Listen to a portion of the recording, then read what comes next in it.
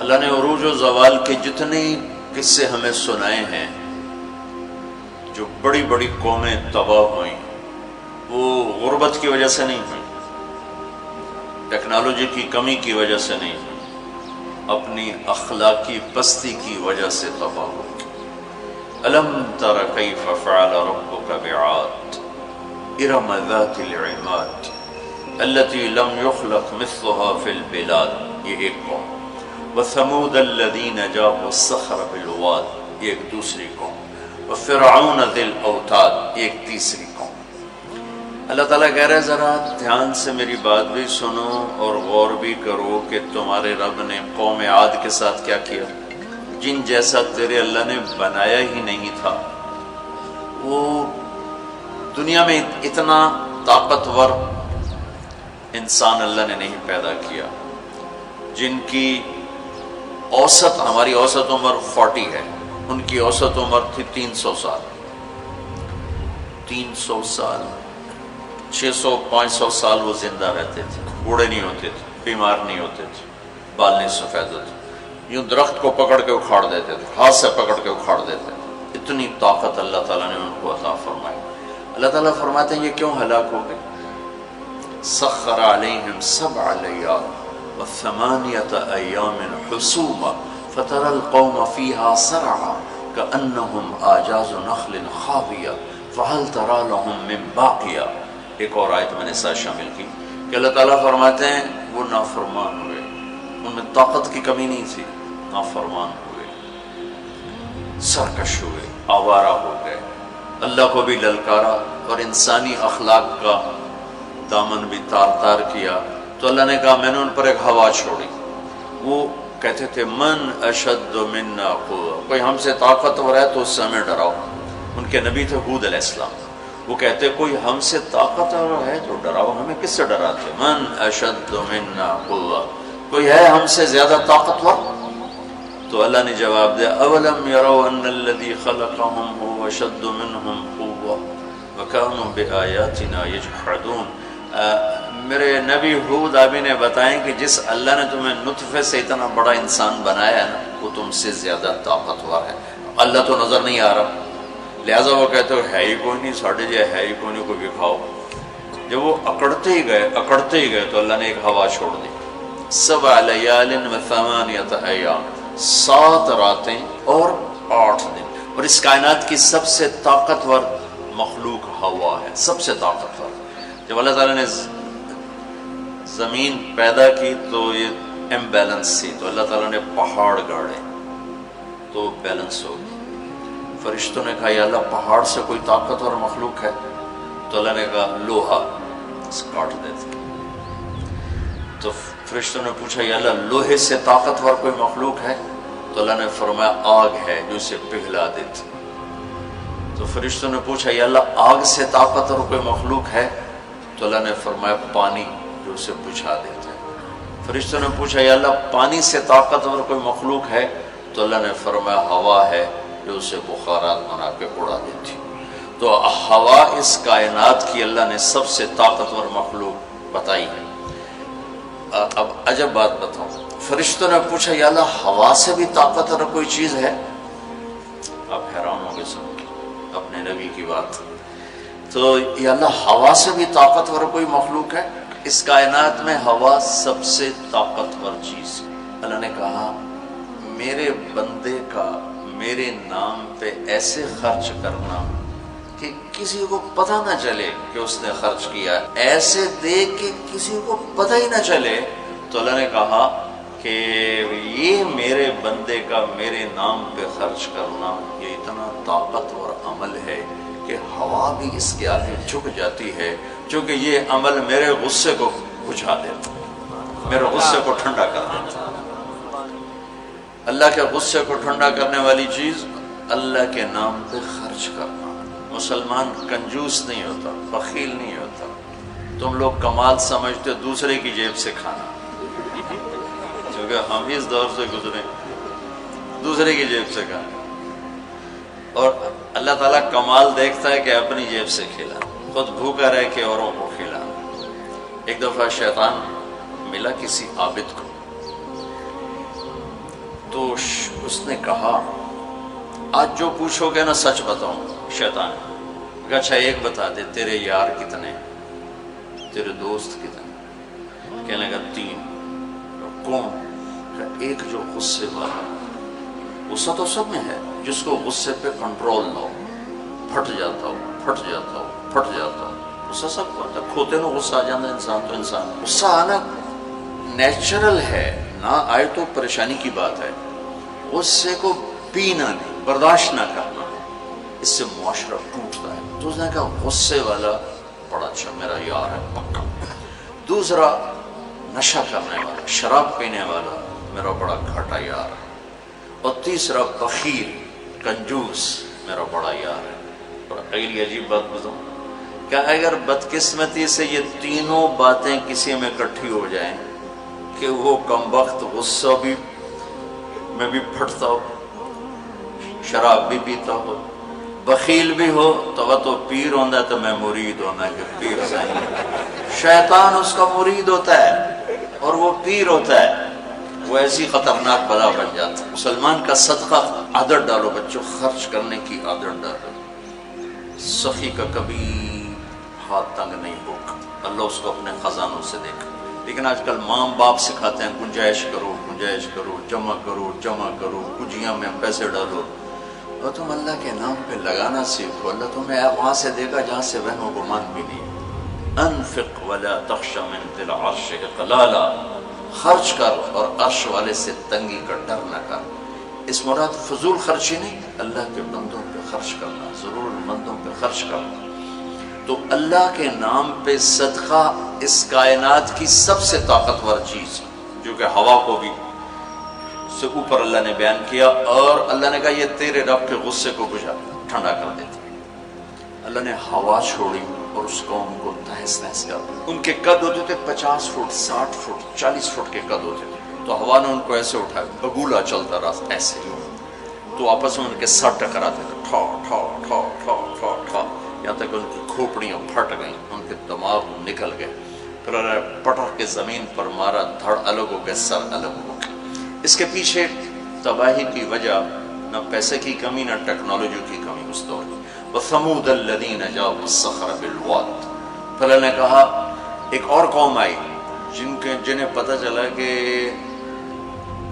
ہود علیہ السلام کی قوم پر ہوا چلی تھی، لہٰذا ہم کیا کریں گے، پہاڑوں میں گھر بنائیں گے. تو وہ سعودی عرب میں وہ علاقہ میں نے دیکھا ہے جہاں انہوں نے پہاڑ کھود کے گھر بنائے. پہاڑ کھود کے اندر پورا پہاڑ کھودا ہوا، بیچ میں گھر. انہوں نے کہا یہاں تو ہوا آ نہیں سکتی، ہوا پہاڑ کو کہاں سے اٹھائی، لہٰذا وہ مستی میں آ گئی. وَثَمُودَ الَّذِينَ جَابُوا الصَّخْرَ بِالْوَادِ. پھر وہ للکارنے لگے، لیا ہوا لیا ہوا. تو اب وہ اللہ کو عاجز سمجھا. تو اللہ نے کیا کیا، فانظر کیف کان عاقبۃ مکرہم انا دمرناہم وقومہم اجمعین فتلک بیوتہم خاویۃ بما ظلموا ان فی ذلک لآیۃ لقوم یعلمون وانجینا الذین آمنوا وکانوا یتقون. کیا کیا اللہ تعالیٰ نے، ایک فرشتہ بھیجا جس نے اگر ایک چیخ ماری، آواز بہت طاقت ہے، ساؤنڈ سے کتنی تباہیت. اس نے ایک چیخ ماری، ان کے کلیجے سب کے پھٹ گئے، چہرے ان کے نیلے پڑ گئے. اور وہ ایک دن میں سارے اللہ تعالیٰ نے مٹی کا ڈھیر بنایا، انہیں دفن کرنے والا کوئی نہ بچا. یہ کیسے تباہ ہوئے؟ ان کی تباہی کے پیچھے نہ ٹیکنالوجی کی کمی ہے نہ طاقت کی کمی. ایک تیسری قوم، وَفِرْعَوْنَ ذِي الْأَوْتَادِ. فرعون جو اس زمانے کا اتنا بڑا بادشاہ تھا کہ انسانی تاریخ میں صرف ایک انسان پیدا ہوا ہے جس نے کہا میں رب ہوں. یہ بات دنیا میں کسی نے نہیں کی. سجدہ تو مسلمان بادشاہ بھی کرواتے تھے، یہ مغلوں کو سجدے ہوتے تھے، یہ ہمارے مغلیہ بادشاہ تھے، اورنگزیب نے آ کر اسے ختم کیا. تو سجدے تو مسلمان بادشاہوں کو بھی ہوتے رہے اور کافروں کو بھی ہوتے رہے، لیکن میں ہی رب ہوں یہ بات ایک انسان نے کی، وہ ہے فرعون. فَقُلْ هَلْ لَكَ إِلَىٰ أَن تَزَكَّىٰ وَأَهْدِيَكَ إِلَىٰ رَبِّكَ فَتَخْشَىٰ فَأَرَاهُ الْآيَةَ الْكُبْرَىٰ فَكَذَّبَ وَعَصَىٰ ثُمَّ أَدْبَرَ يَسْعَىٰ فَحَشَرَ فَنَادَىٰ فَقَالَ أَنَا رَبُّكُمُ الْأَعْلَىٰ. اللہ اکبر. کہنے لگا میں سب سے بڑا رب ہوں، یہ صرف ایک انسان کا دعویٰ ہے.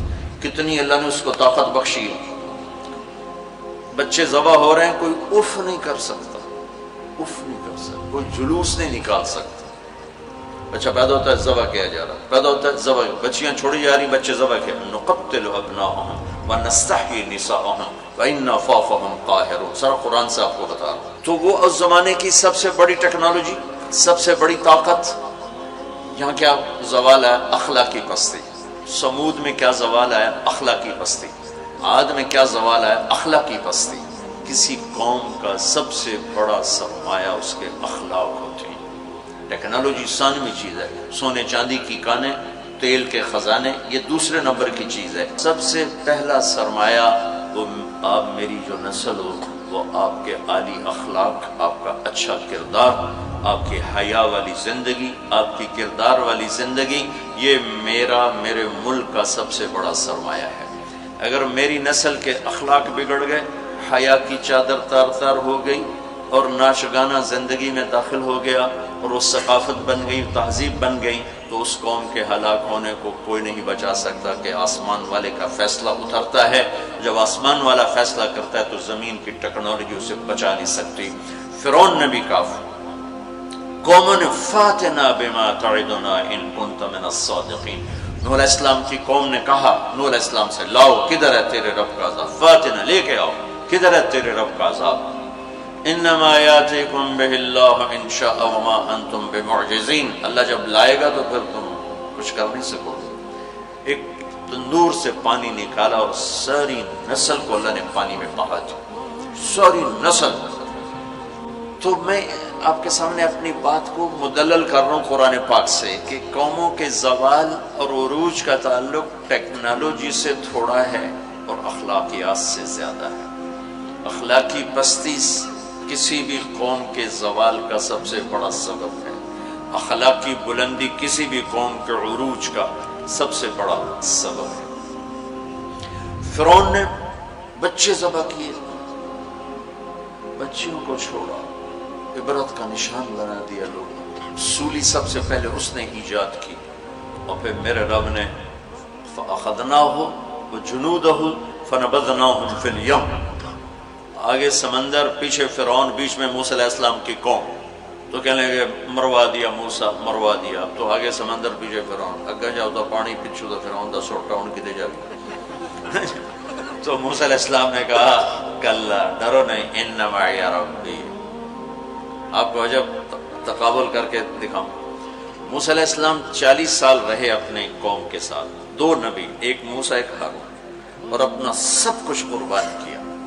جب آگے سمندر دیکھا، پیچھے فرعون دیکھا، تو انہیں نہ موسیٰ یاد رہے نہ ہارون یاد رہے، انہیں اپنے پڑ گئے. انا لمدرکون، موسیٰ مروا دیتے سن، یا آپ ہمارے رسول ہیں، آپ ہمارے نبی، آپ کا کیا بنے گا؟ کوئی فکر نہیں. ہارون کا کیا؟ سانو اپنی پہ گئے. ان مروا دیا تو انہیں موسیٰ. تو انہوں نے کہا کلا ان معی ربی سیہدین.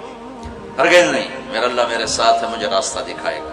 لیکن کلا میں ایک اشارہ ہے کہ تمہیں مرنا ہی چاہیے، یا تمہیں فرعون مارے یا تمہیں پانی مارے.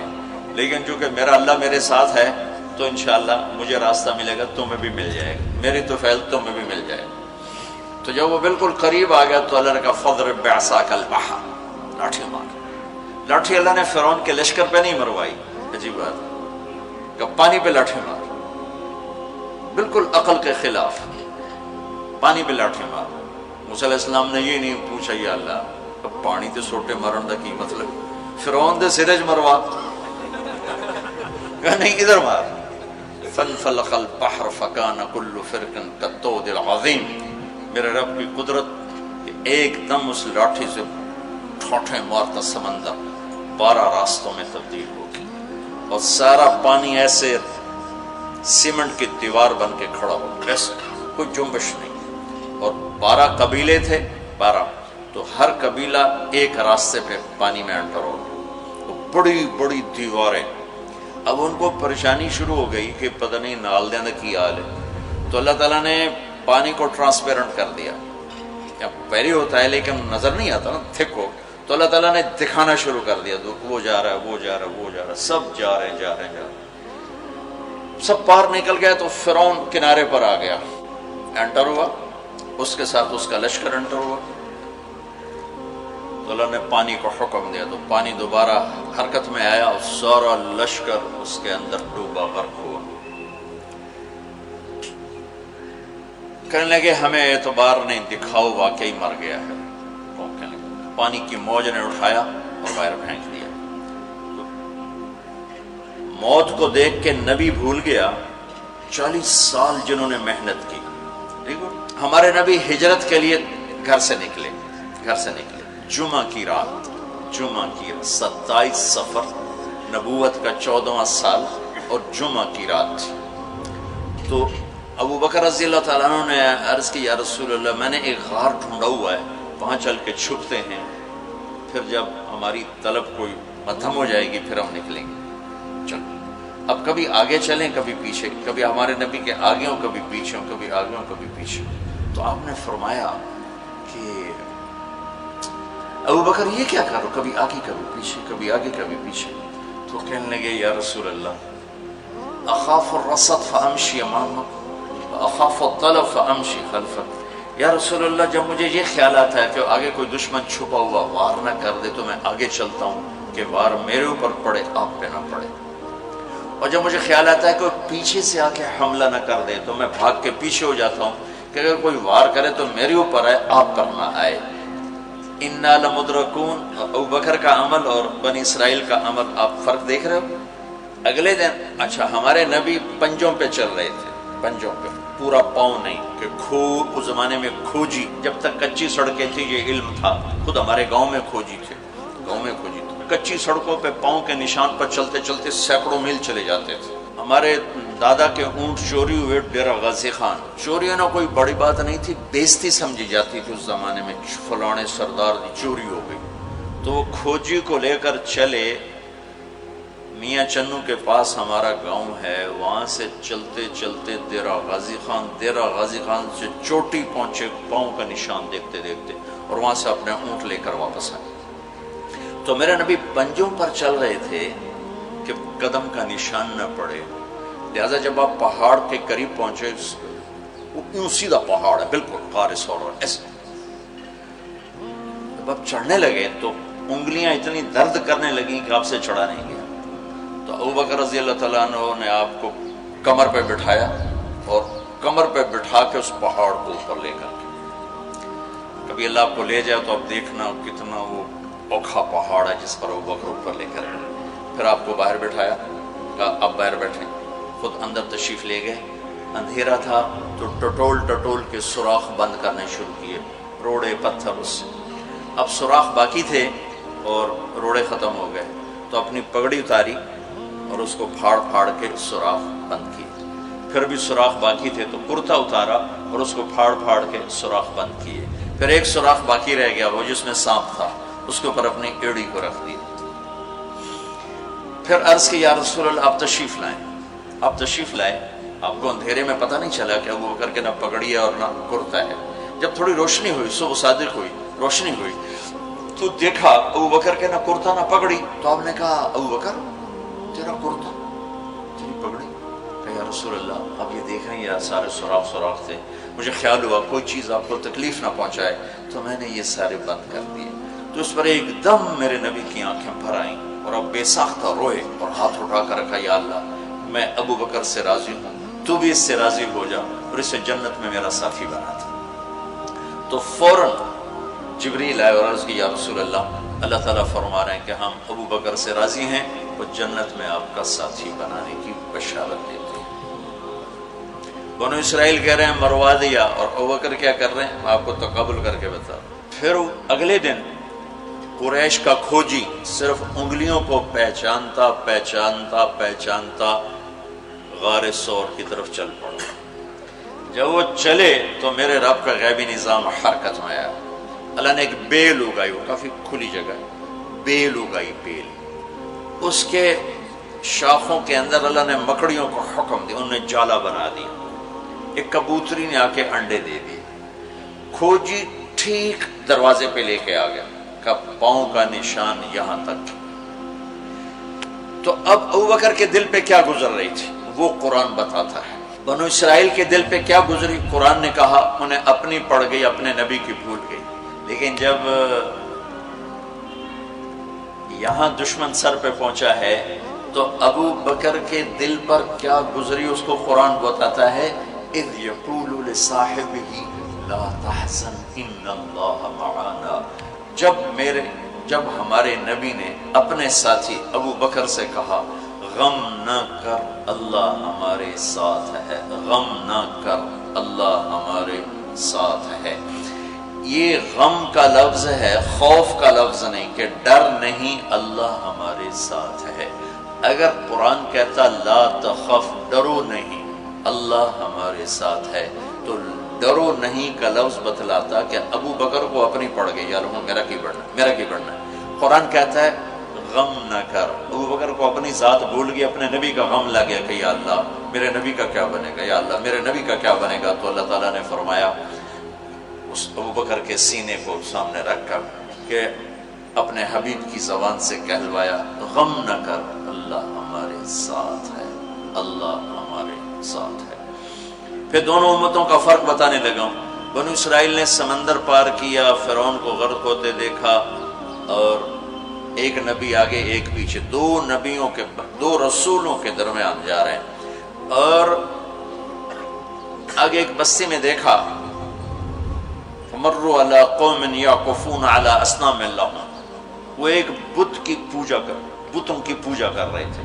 اتنے ماٹھے تھے عقل کے بنو اسرائیل کہ پتھر کی پوجا ہو رہی، 40 سال نبی کی صحبت ہے، بڑے بڑے معجزے دیکھے، اور ابھی پانی پاؤں پہ لگا ہوا ہے، سمندر کو پھٹتے دیکھا، فرعون کو ڈوبتے دیکھا۔ موسیٰ علیہ السلام سے کہنے لگے اجعل لنا الہا کما لہم آلیہ، موسیٰ علیہ السلام جی ہماری ایک درخواست۔ کہنے لگے کیا ایو جے ہے خدا سانو ہی لے دے، ایسے میں انہوں متھر ٹیکی۔ اتنی چھوٹی عقل کے تھے کہ ایک لے دے ہمیں، ان کو توڑے جا بے عقل میں دنیا جو ایک ہی کوئی، انکم قوم تجہلون۔ ہمارے نبی دنیا سے تشریف لے گئے، فوت ہوئے 12 ربیع الاول 7 جون 633 عیسوی 11 ہجری، پیر کا یہی تقریباً یہی ٹائم ہے، اس سے تھوڑا سا آگے، زور سے پہلے۔ اب دنیا سے تشریف لے گئے، انتقال فرما گئے۔ صحابہ پہ عجیب و غریب کیفیت طاری ہوگی۔ عمر رضی اللہ عنہ نے تلوار نکال لی، جو کہے گا اللہ کا نبی فوت ہو گیا قتل کر دوں گا۔ وہ فوت نہیں ہوئے، اللہ کے پاس گئے، واپس آئیں گے۔ ابوبکر صدیق کو پتہ چلا، وہ عوالی ایک محلہ ہے، وہاں گئے ہوئے تھے اپنی بیگم کے پاس، وہاں سے دوڑتے ہوئے آئے، گھوڑے سے چھلانگ لگائی، گھر میں داخل ہوئے، اپنی بیٹی کے حضرت عائشہ کے گھر میں آپ کا انتقال ہوا۔ آپ کے چہرے سے کپڑا ہٹایا، ماتھا چوما، آنسو گرے، اور کہا طبت حیا و میتا، میرے محبوب آپ دونوں حالتوں میں پاک پاکیزہ خوشبودار ہیں، دنیا سے جانے کے بعد بھی اور دنیا میں رہتے ہوئے بھی۔ پھر تشریف لائے تو عمر کی آواز گرجدار، کوئی نہ کہے میرے نبی فوت ہو گئے۔ ممبر پر آ کر کھڑے ہوئے کہا عمر بیٹھ جاؤ۔ عمر کہنے لگے میں نہیں بیٹھتا۔ تو کہنے لگے ایھا الناس من کان یعبد محمدا فإن محمدا قد مات، جو لوگ محمد کی پوجا کرتے تھے تو سنو آج ان کو اللہ نے اٹھا لیا ہے۔ ومن کان یعبد اللہ فإن اللہ حی لا یموت، اور جو اللہ کی پوجا کرنے والے ہیں وہ سن لیں کہ اللہ موت سے پاک، زندہ، قائم دائم، حی قیوم موجود ہے۔ اور پھر آپ نے یہ آیت پڑھی انک میت و انہم میتون، میرے حبیب آپ نے بھی موت کا ذائقہ چکھنا ہے، وہ سب نے موت کا پیالہ پینا ہے۔ اور یہ آیت پڑھی وما محمد الا رسول قد خلت من قبلہ الرسل افإن مات او قتل انقلبتم علی اعقابکم، میرے نبی بھی تو رسول ہیں جیسے اور رسول ہیں، ان کو بھی تو موت نے آنا ہے، تو تم میرا راستہ چھوڑ دو گے، میرا دین چھوڑ دو گے۔ تو عمر رضی اللہ تعالیٰ عنہ فرماتے ہیں میری ٹانگوں سے جان نکل گئی، چونکہ مجھے پتہ چل گیا کہ آپ فوت ہو گئے ہیں، تو میں یوں نیچے گرا، سیدھا ایسے اسٹریٹ نیچے گرا کہ مجھے جو لگا جیسے یہ قرآن آج اترا ہے، جیسے یہ قرآن آج اترا ہے۔ تو ابوبکر صدیق رضی اللہ تعالیٰ عنہ صحابہ کا ایمان اور بنو اسرائیل کا ایمان اب تقابل دو نبیوں کی موجودگی میں اتنے بڑے معجزے دیکھ کر ایک پتھر کا بت دے ہم بھی اس کو سجدہ کریں؟ اور یہاں میرے نبی دنیا سے جا چکے ہیں اور ابوبکر صدیق اعلان کرتے ہیں کہ اللہ زندہ ہے، موت سے پاک ہے، اور میرے نبی کو اللہ نے بلا لیا جیسے ہر نبی کو بلایا، میرے نبی کو بھی بلا لیا ہے۔ پہلی امتوں کو 2 نمازیں، ہمیں 5۔ پہلی امتوں کی مسجد کوئی نہیں، ہماری مسجد۔ پہلی امتوں کی اذان کوئی نہیں، ہمیں اذان دی۔ اور اذان اتنا بڑا عمل بنا دیا میرے نبی نے کہ آپ نے فرمایا کہ اذان دینے والا قیامت کے دن سب سے اونچے مقام پر کھڑا ہوگا۔ حضرت علی فرمایا کرتے تھے کاش میں اللہ کے نبی سے حسن حسین کے لیے مسجد نبوی کی اذان مانگ لیتا، یہ حضرت علی فرمایا کرتے تھے۔ اور جنگ قادسیہ میں مؤذن زخمی ہو گیا تو اذان دینے کے شوق میں سردار آپس میں الجھ گئے، کہتا میں دوں گا، ایک کہتا میں دوں گا، پھر قرہ اندازی ہوئی جس کا نام نکلا اس نے اذان دی۔ حضرت عمر فرمایا کرتے تھے اگر میں امیر المومنین نہ ہوتا، اگر میں خلیفہ وقت نہ ہوتا تو میں مسجد نبوی کا مؤذن بننا پسند کرتا۔ کسی کو اذان نہیں ملی، ہمیں اذان۔ پہلا مؤذن بلال بنا، پہلے مؤذن اللہ نے بلال کو یہ عزت عطا فرمائی۔ دنیا میں یہ ہے اور آخرت میں یہ ہے کہ میرے نبی نے فرمایا کہ جب جنت میں جانے کا وقت آئے گا تو جنت کی میرے لیے سواری لائی جائے گی، میں اس سواری پہ بیٹھوں گا تو اس کی جو وہ رسی ہوگی وہ ایسے نیچے گر جائے گی، نیچے گرے گی۔ اس رسی کے یعنی اس کی جو لگام ہوتی ہے وہ نیچے گرنے کا مطلب ہے یہ ایسے نیچے گر گئی۔ اب نیچے گرنے کا مطلب ہے کہ اس کی ڈرائیونگ میرے نبی نے نہیں کرنی، کوئی آنے والا ہے، کوئی ڈرائیور آنے والا ہے جو رسی پکڑ کے چلے گا، کوئی کوچوان آنے والا ہے جو اس کو پکڑ کے چلے گا۔ رسی کا گرنا ایک انڈیکیشن ہے کہ کوئی نصیب والا اب آئے گا۔ جب آپ کی سواری کھڑی ہوگی، رسی نیچے ہے، تو اب سب کی گردنیں ایسے ہوں گی، کون، سب قیاس کر دیں کون کون کون۔ اللہ کی طرف سے اعلان ہوگا بلال کو بلایا جائے، بلال بلال۔ تو بلال آپ کی سواری کی لگام پکڑیں گے اور آپ نے فرمایا کہ سب سے پہلے میں جنت میں جاؤں گا وہ بلال میرے ساتھ ہوگا، میری سواری کی لگام پکڑ ہو جائے گا۔ تو ہمیں اذان ملی، کسی امت کو اذان نہیں ملی۔ ہمیں 5 نمازیں ملی، کسی امت کو نمازیں 2 نمازیں، ایک فجر کی 2 رکعت، عصر کی 2 رکعت۔ باجماعت نہیں، ان کو اپنی کتاب یاد نہیں، ہمیں قرآن یاد ہے۔ میرے مدرسے میں ایک بچہ اب ماشاءاللہ امریکہ میں وہ پڑھا رہا ہے، اس نے 30 دن میں قرآن یاد کیا۔ صبح یاد کرتا تھا، شام کو تراویح میں سناتا تھا۔ میرے مدرسے کا بچہ صبح بیٹھ کے مغرب تک پورا سپارہ یاد کر کے اور عشاء کو تراویح میں سنا دیتا تھا۔ اللہ نے میں ایسا قرآن دے دیا کہ 1 مہینے میں بھی یاد ہو جاتا ہے۔ 3 دن میں بھی ایک بزرگ نے یاد کیا، 3 دن میں قرآن یاد کیا۔ اللہ نے ہمیں قرآن کی دولت عطا فرمائی، پڑھنے کے لیے 5 نمازیں عطا فرمائی، تہجد کی نماز عطا فرمائی، اوابین کی نماز دی، اشراق کی نماز دی، چاشت کی نماز دی۔ نماز کے کتنے دروازے کھول دی۔ اور میرے نبی کی آخری نصیحت تھی میری امت نماز نہ چھوڑنا، نماز نہ چھوڑنا، نماز نہ چھوڑنا۔